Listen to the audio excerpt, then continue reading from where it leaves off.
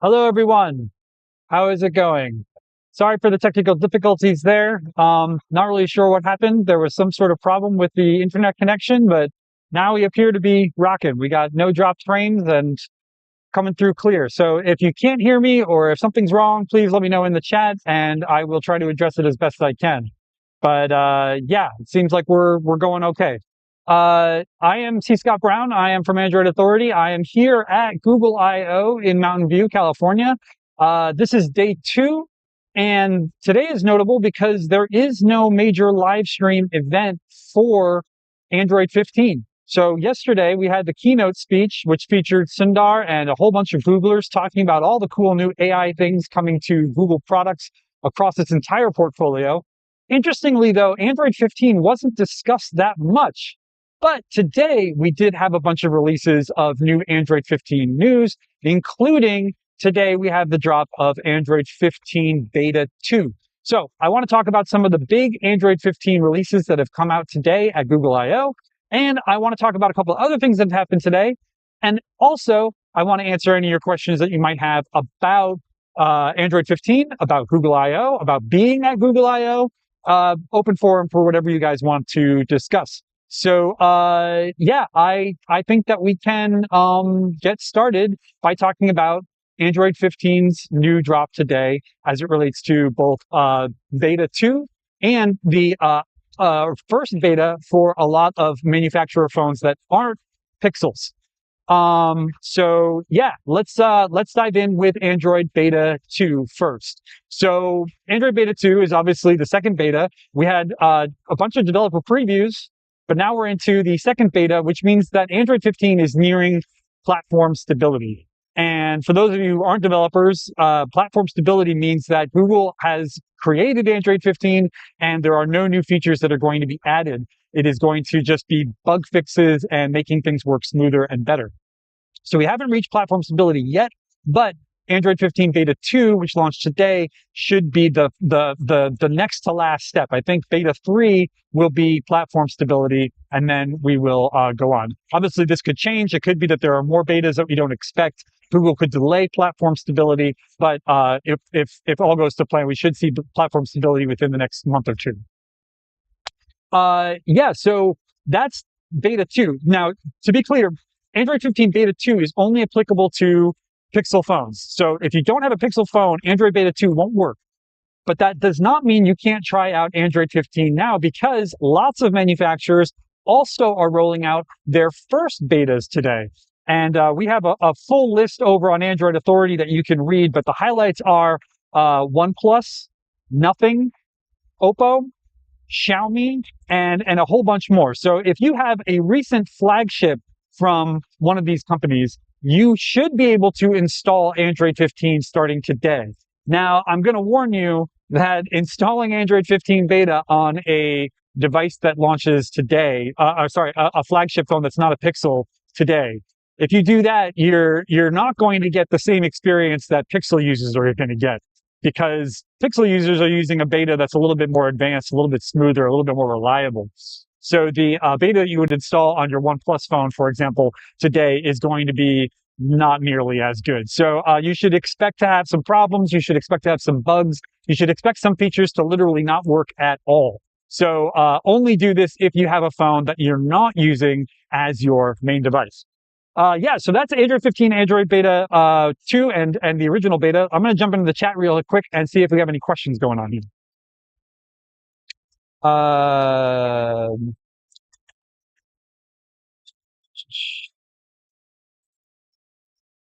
Okay, so here's a quick question from Kishan Morker. Why Android 15 is just Android 14 Plus? So that's a really good question and a really good comment on the situation. So when Android 12 dropped a few years ago, Google completely revamped Android's look, the way that it, everything. I mean, the notification drop down looks different. The quick tiles at the top are different. We had Material U throughout everything. We had the Material U color change situation where the icons and the wallpaper colors and all those things would all change color depending on the selections that you made for your wallpaper. All that stuff all came out in Android 12, and it was a huge redesign for Android. Google can't do that every year. Google can't wildly revamp Android, how it looks and runs every single year. It would just be chaos. So right now we're in the section where Google is just relying on the big changes that it made with Android 12, and every year it's just going to iterate a little bit. Now, that doesn't mean that Android is done and cooked and never going to get a big revamp again. It just means that it's going to be a few years before Google feels the need to do that again. So yeah, Android 15 is going to feel a lot like Android 14. And I would guess that Android 16 would also be another iterative upgrade to Android 15. Probably wouldn't be until 17 or 18 that we'd see another big revamp like we saw with Android 12. Now, that doesn't mean that there's not a lot of cool things coming in Android 15, and that's what I want to talk about now. So hold on, let me just pull up my notes here. Yeah, so a huge thing that is launching with Android 15 and starting today is now accessible to beta 2 users is called private space. So if you have a Samsung phone, you already know what private space is because Google basically stole this from Samsung. So yeah, if you have a Samsung phone, you already probably use private space. And if you use a OnePlus or Oppo phone, you probably have used a similar function, which I believe is called secure space. I can't remember what the OnePlus, because they changed it. It used to be something else, and now they changed it to something else. Maybe if you guys remember, throw it in the chat. I can't remember what exactly it is. But basically, this is a way for you to take a certain amount of apps that you have on your phone that you don't want anyone to access. And you can download and install those apps to this private space, making it so you lock those apps behind a password or PIN so that no one can access them. So even if someone were to get your phone and be able to get into it using your passcode, if they wanted to get to that app, they would have to have a different passcode. And you can make this even more secure by using a different Google account for your private space. So they would have to run through a whole bunch of steps before they could get into these private space apps. This makes it perfect for a thing like a banking app or something that has to do with personal health information, things like that, things that you don't want anyone to be able to have access to. You can install this into Android 15's private space and lock it down so that nobody can get to it. Additionally, there's going to be what I'm calling a nuke button.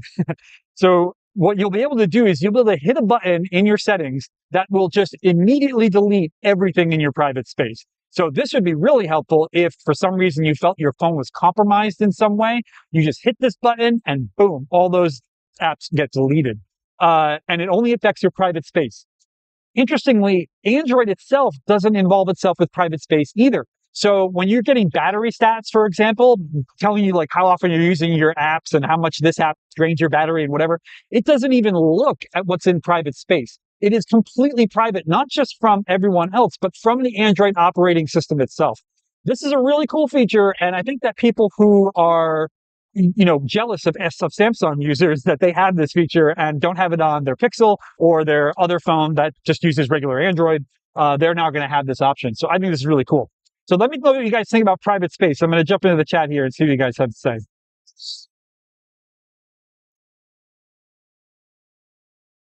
I have a question here from Vinoff R. Scott, what's coming up for Wear OS and Google TV? Stay tuned. I'm going to talk about that in a minute.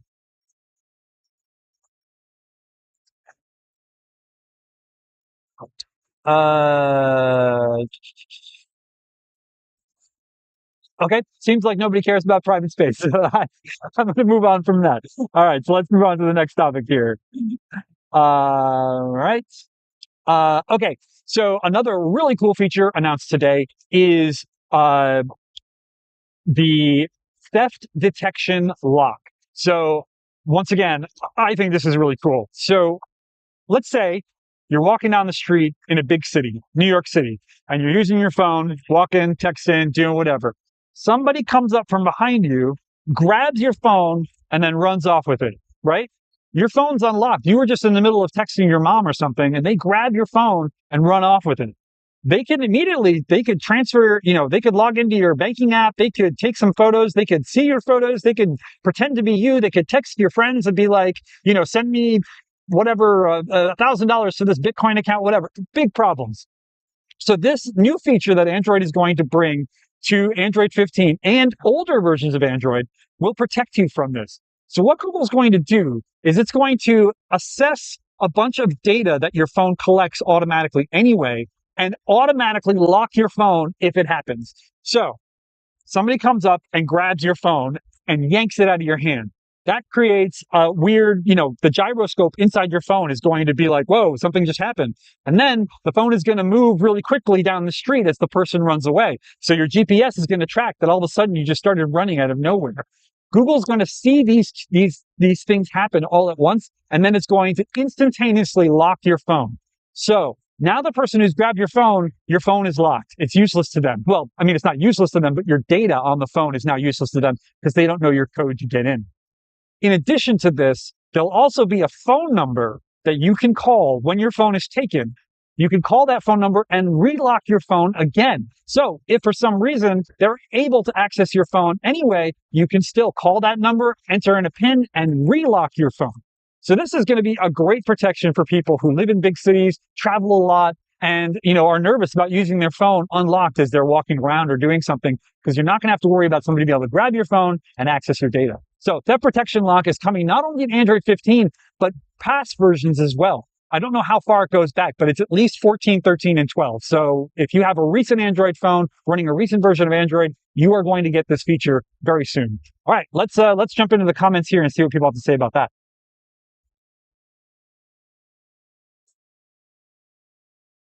All right, so I see people saying that it's a great idea, and let's see. Theft protection sounds great if it actually works. Can imagine friendly pranks going wrong too, though. So that comes from arithmetic. That's actually a really good point. Theft protection sounds great if it actually works, but can imagine friendly pranks going wrong. Yeah, if you're walking around and one of your friends grabs your phone and all of a sudden it gets locked, that obviously isn't that big of a deal. You can just unlock your phone once your friend gives your phone back. But if your friend wanted to grab your phone and then take a quick selfie or do something weird with it, I guess they won't be able to do that anymore. But you can always turn off this feature if you constantly are getting your phone stolen away from you by your friends for pranks. You can turn this feature off if you don't want it. I don't imagine why you would want to turn this off. This seems like a no-brainer feature that everyone will appreciate. But if you don't want it, you can turn theft protection off. Okay, so let's move on to the next Android thing that's come up. That is the thing that they announced yesterday, which I wanted to mention, which is another really cool thing, which is the scam protection.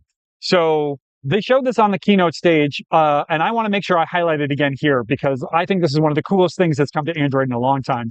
This is only coming to Android 15, which is the scam protection. So if you're on a phone call with someone and that someone is pretending to be something that they're not, maybe a lawyer or a police officer or a person who works at your bank, and they start trying to scam you over the phone, you will now get alerts on your phone that it's detected a scam. And this is powered by Gemini. So Gemini is essentially listening to your conversation on device. It doesn't go to the cloud. It doesn't get examined. It all happens on the device itself. So your privacy is assured. So it'll listen to the conversation, and if somebody starts using known scam language, such as, we suggest that you transfer your money to this offshore account, or you need to send me Steam gift cards, or whatever the scam might be, you'll get an alert on your phone that'll beep in your ear, look at your screen, it'll say, this is a scam, you should hang up. Hit a button, hangs up the call. This is going to be super great. It may not be great for people like us. I feel like people like us on this channel listening right now, we're probably Android fans who are very tech savvy and we understand the scam, stuff like that. But for people who aren't like that, older people, people who maybe are not quite so connected to technology and how it all works, they might be scammed. These scams happen all the time. So this feature rolling out, I think, is going to protect a lot of people who are vulnerable to these types of scams just because they don't know that this is how the scams work. So I'm really excited about this. And I want to know what you guys think. How did you guys feel about this particular feature? And are you excited about it coming to Android 15?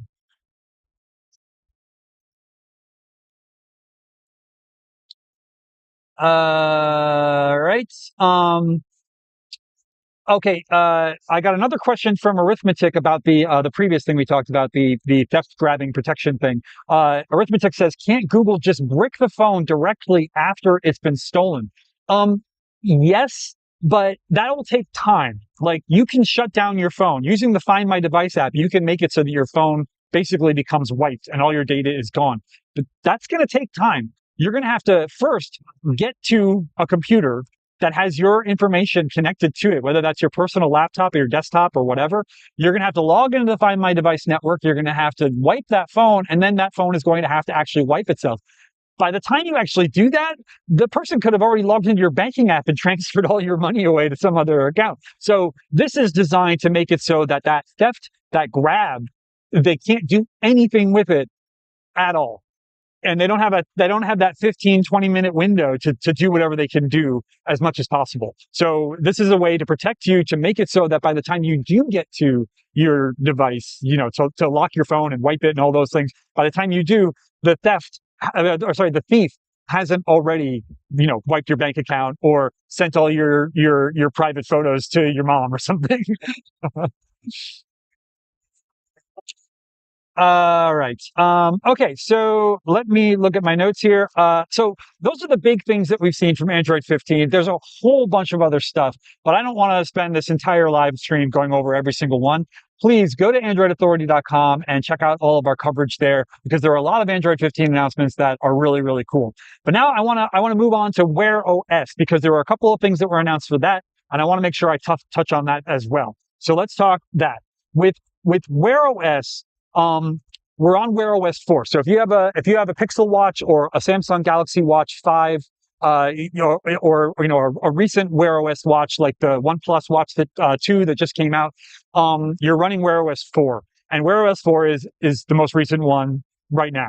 But the developer preview for Wear OS 5 launched today, and it's really exciting because the number one focus of Wear OS 5 is battery life. Anyone who's ever owned a Wear OS watch will tell you that battery life is the weakest part about the watch.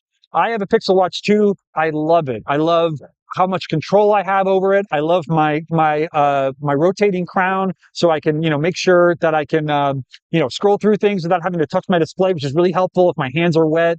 I love how I get all my notifications. I love that I can answer or decline phone calls. Everything about this watch is great, except for the battery life. I have to charge twice a day. Once when I get up and go into the shower, I charge for 15 minutes there. And then once before I go to bed, I charge again to make sure I can get my sleep tracking in. So battery life is terrible. So Google is working on this. It is the number one priority for Wear OS 5. And Google claims, we can't test this yet because it just happened today, but Google claims that doing activities that require a lot of battery life usage on Wear OS 5 will be 20% better than doing it on the same device running Wear OS 4. So let me explain that a different way, just so I make it clear. So let's say I run a marathon with this watch, this exact watch that's on my wrist, running Wear OS 4. I run a marathon. Let's say I lose 50% of my battery. By Google's estimations, I should be able to do the exact same thing on the exact same watch and spend 20% less battery than I did when I had Wear OS 4. So that means that the watch you own today with Wear OS 5 will be significantly better with battery life. You won't have to upgrade your watch to get this feature. So that's really cool. And it's finally great to see Google, taking battery life seriously, because that's the biggest problem with Wear OS in general. So let's jump in. I want to see what you guys have to say about Wear OS 5. So let's check out the comments here.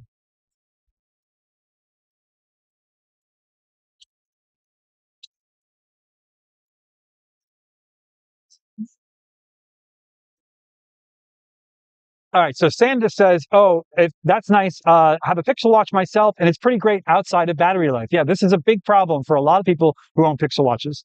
Clement Hardy says, "I have a Pixel Watch too, and have more than a day of battery life." That's awesome, but I think that if you're doing a lot of activity tracking, the battery gets sucked out a lot. I do a lot of hiking, and whenever I go on a hike, the battery just drains way faster than if I'm just, walking around or not tracking activities. So I think Google is going after those high battery life, those things that draw a lot of battery life in a short amount of time, like activity tracking and things like that. So I think that's what Google is focusing on in this particular instance. But that doesn't mean that Wear OS 5 battery life in general won't also be better. Jess says battery life optimizations are always welcome. Yes, absolutely, 100% always welcome.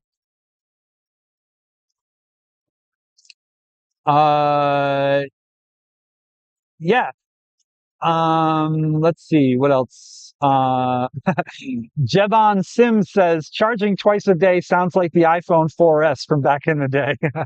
So to be clear, I can get through a whole day. So I took my watch off the charger this morning, probably around like 7 a.m.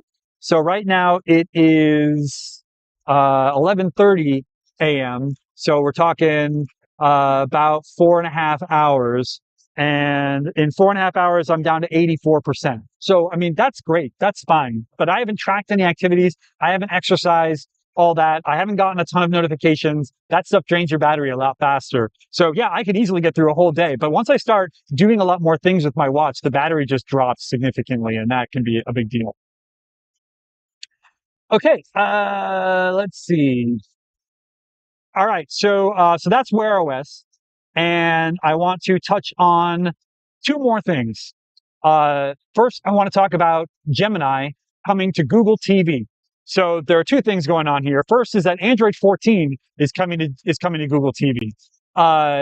If you remember, Google TV and Android TV have gotten skipped in the past. They've skipped entire Android releases. So Google TV and Android TV getting Android 14 is a big deal, because it's not every year that Google TV and Android TV get an upgrade to a new version of Android.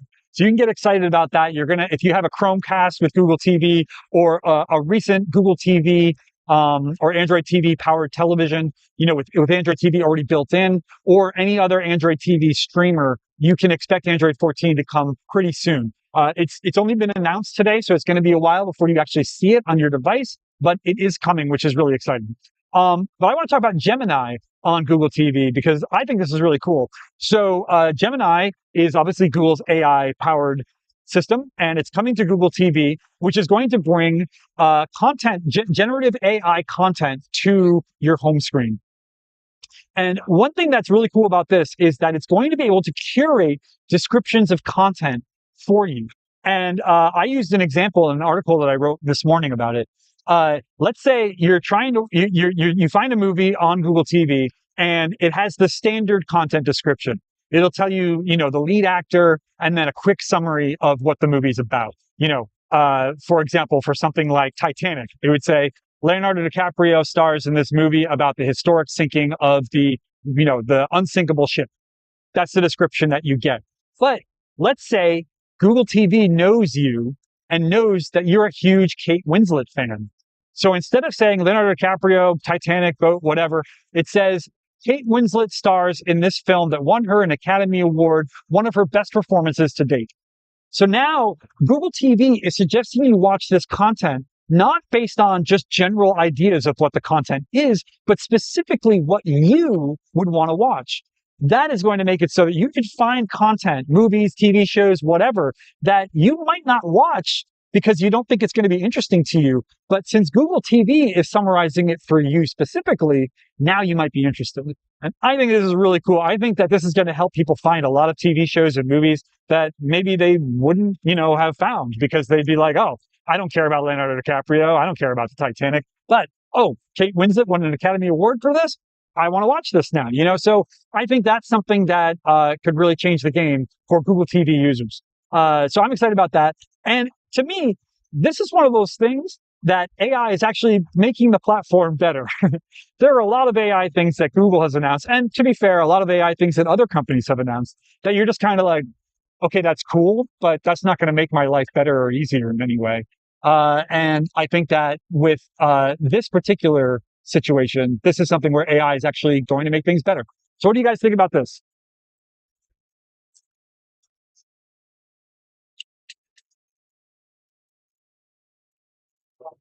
Let's see.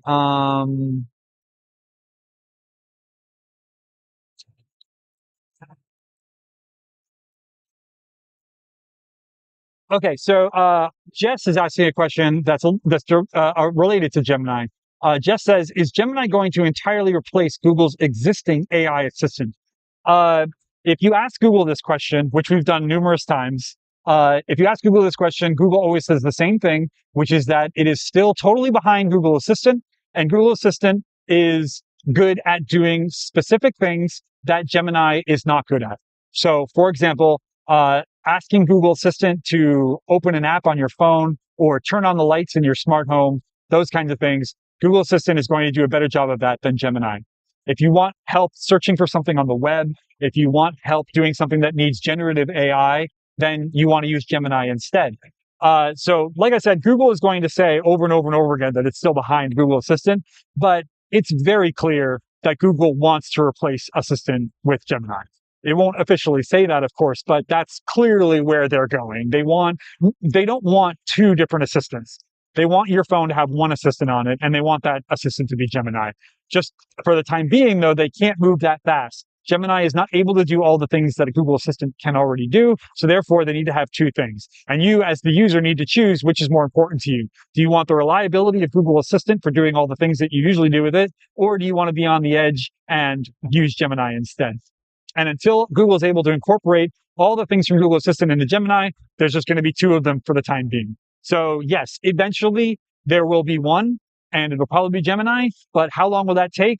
I don't know, a year, 2 years, maybe, who knows? So we're waiting to see how that goes. But until then, Google is going to just say over and over and over again that they are still behind Google Assistant and it's going to work great. Okay. So I have only one more thing that I want to talk about, and then I want to answer any questions that you guys might have. So any questions about Google I/O, any questions about whatever it is that you want to talk about, I'm going to take those. But I want to talk about one more thing before I start that, and that is Google's, Samsung's, and Qualcomm's XR thing. Okay, so if you'll remember at the Galaxy S23 launch, so this is not this most recent Galaxy launch, but the one before that, at the end of that launch, Hiroshi Lockheimer, who at that time headed Android, came out on stage with Samsung and announced that Google and Samsung and Qualcomm were working together to create an XR platform. So that means some sort of AR or VR headset. It may not be a full headset that you put on your face. It could be like glasses like this. It could be like Google Glass with just that little thing, but some sort of wearable thing that you put on your face that's made in tandem with Qualcomm and Samsung and runs Android. They made this announcement, but since then, we haven't seen anything. And before Google I/O actually happened, we were told by Google that there would not be any announcements for that product at Google I/O. They said that it was a big enough deal that they wanted to have a special event for it at some point in the future. They didn't say when, it didn't say this year or next year or whenever. All we know is that it will get its own event. So I can emphatically say that there will be no announcements whatsoever about a Google headset wearable face thing at Google I/O this year. You're going to have to wait for a special event coming at some point soon, hopefully this year. So yeah, so get excited about that because that's going to be a game changer. That's going to be something that's going to go up against the Meta Quest 3. That's going to go up against the Apple Vision Pro, and it might also go up against the Ray-Ban sunglasses that have the cameras on the side. So yeah, Google could be going for a big competitive market there, and we're really excited about that. So yeah, let's jump into a bunch of questions. So here we go. Let me go through and see if I can find anything that you guys have asked about. All right.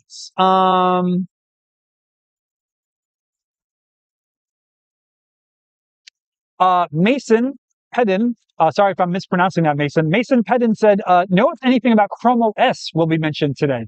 So if you'll remember a few days ago, we actually broke a story that Chrome OS worked on Android phones. We got it so that you could have Chrome OS on your Pixel phone, hook up your Pixel phone to a monitor and a Bluetooth keyboard and all that stuff, and you could have Chrome OS on your thing.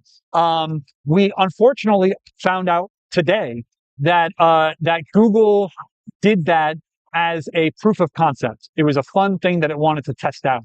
So this is not something that is going to actually come to Android. But we mentioned, when we found this out, we mentioned to Google that people were really excited about this. We had a lot of positive feedback online for this article that we wrote and for the video that I made, the short video that I made. People were really excited about this. And so we mentioned that to them, and they kind of scratched their chin and they're like, yeah, that is cool. Like maybe we should look into that more seriously. So unfortunately, this means that there are no direct plans to bring Chrome OS to Android phones like we thought there would be, but it doesn't mean that Google won't do it. It just means that there's no plan to do so. So that's the exciting thing that happened with Chrome OS here at Google I/O. Okay, Shomari17 says, what about the edit a message and unsend message feature for Google Messages? So this is something that we know is coming. Google has confirmed it is coming, and we've seen a ton of evidence for it. We even saw strings in the Google Messages beta app that show that this is something that is getting actively put into the app.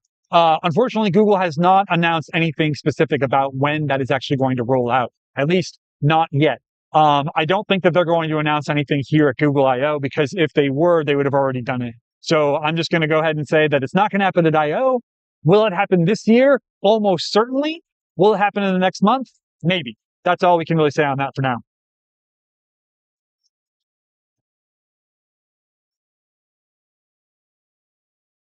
Okay, so Anthony White is talking about the glasses thing that I was just mentioning. Anthony White says, but they showed that transition during the Astra demo during the keynote yesterday, going from the phone mode to a pair of glasses to show Astra working. Could those be the glasses that they are talking about that they're making with Qualcomm and Samsung? Anthony, it is very possible that those are the glasses. Once again, we have no idea what's coming. Google has made zero announcements about this. All we know is that Google and Samsung and Qualcomm are working on this. Is it possible that this is Google Glass 2, that they're doing glasses like this with cameras on the side that are going to be able to help you see things in the real world and get information directly onto your face without having to use your phone? 100% possible. And it's also possible that the glasses we saw in yesterday's keynote video are those glasses. It is totally possible. But we asked Google about this and it obviously did not confirm, but it did say that those glasses are a prototype. It didn't say what they were a prototype for, but it did say that they were a prototype of some kind. So it's very possible those are a prototype of the future glasses that are coming out with Samsung and Qualcomm working together with Google. All right, let's see.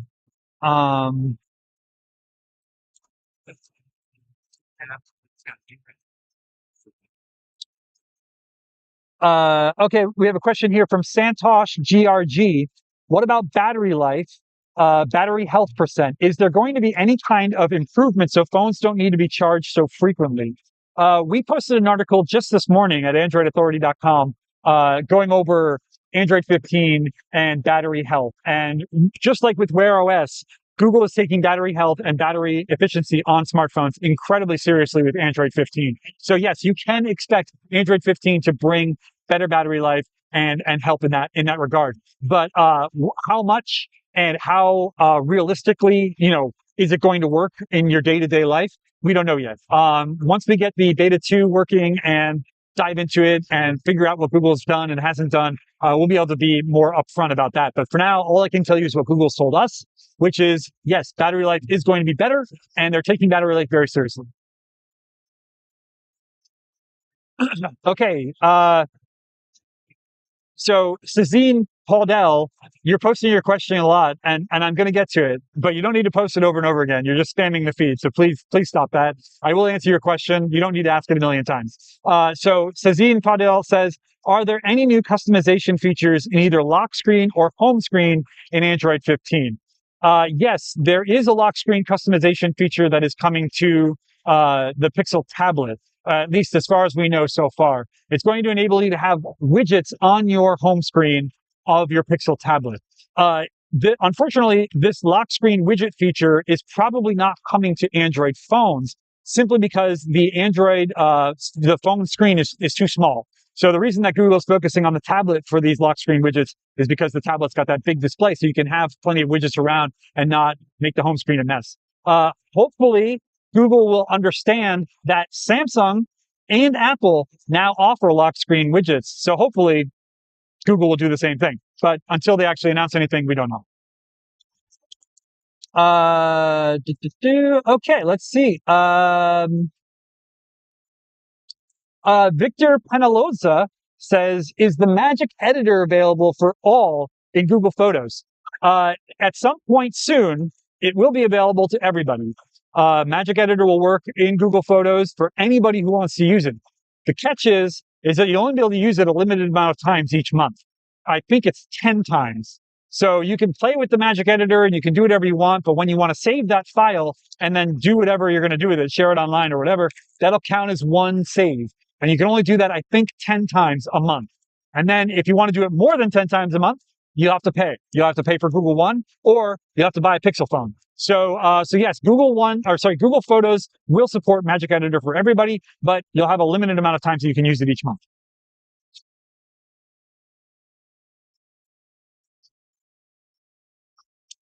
Caitlin Yu says, are we getting a desktop mode? So what I'm assuming what you're referring to there is the desktop mode built into Android, similar to Samsung DeX, where if you plug your phone into a monitor, you can use Android in a desktop layout. We have seen that Google is working on desktop mode within Android 15.